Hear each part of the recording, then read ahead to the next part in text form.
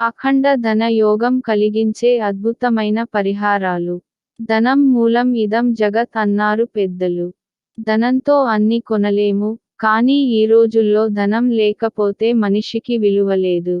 అలాంటి ధన యోగం కలగాలంటే కొన్ని ముఖ్యమైన పరిహారాలను చేయడం వలన అఖండమైన ధనయోగం ప్రాప్తిస్తుందని శాస్త్రాలు చెబుతున్నాయి. ఈ వీడియోలో కొన్ని అద్భుతమైన అఖండ ధనయోగం ఇచ్చే పరిహారాలను గురించి తెలుసుకుందాం. వీడియోని ఎక్కడా కూడా స్కిప్ చేయకుండా చివరి వరకు చూడండి.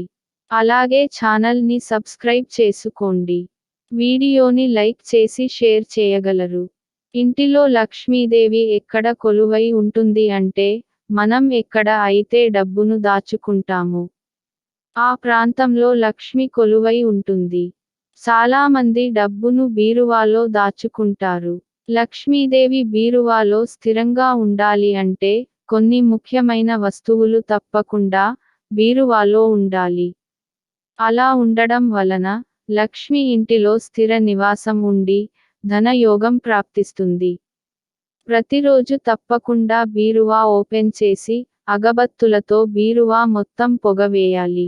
అగరబత్తుల నుండి వచ్చే సుగంధ పరిమళం అంటే లక్ష్మీదేవికి చాలా ఇష్టం. దీని వలన లక్ష్మీదేవి ఇంటి నుండి బయటకు వెళ్లకుండా ఉంటుంది. అదేవిధంగా బీరువాలో నోట్లు మరియు చిల్లర నాణాలు అనేవి ఎలా పడితే అలా పెట్టకూడదు. నోట్లు అన్నీ ఒక పక్కన, చిల్లర నాణాలు అన్నీ ఒక పక్కన, బంగారం అంతా ఒక పక్కన ఉండేటట్లుగా చేసుకోవాలి. అలాగే డబ్బు దాచుకునే లాకరులో తప్పకుండా తెల్లని కాటన్ వస్త్రమును ఒకటి ఉంచాలి. ఇలా తెల్లని కాటన్ వస్త్రమును బీరువాలో పెట్టడం వలన ధనం అనేది ఆకర్షించబడుతుంది. బీరువాలో సుగంధ ద్రవ్యాల వాసన వచ్చేటట్టుగా అమర్చుకోవాలి.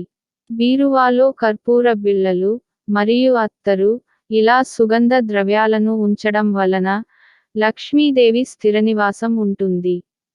అదేవిధంగా లక్ష్మీదేవికి సంబంధించిన లక్ష్మీ అష్టోత్తర పుస్తకము మరియు శ్రీ వెంకటేశ్వర స్వామికి సంబంధించిన పుస్తకమును బీరువాలో తప్పకుండా ఉంచాలి. ఇలా ఉంచడం వలన లక్ష్మీదేవి వెంకటేశ్వర సమేతంగా అక్కడే కొలువై ఉంటుంది.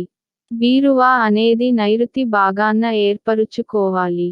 అదే విధంగా దక్షిణ నైరుతి భాగాన వచ్చేటట్లుగా బీరువాను అమర్చుకోవాలి.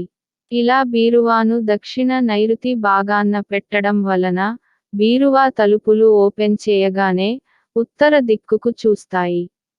ఉత్తర దిక్కు అనేది కుబేరుడి స్థానం.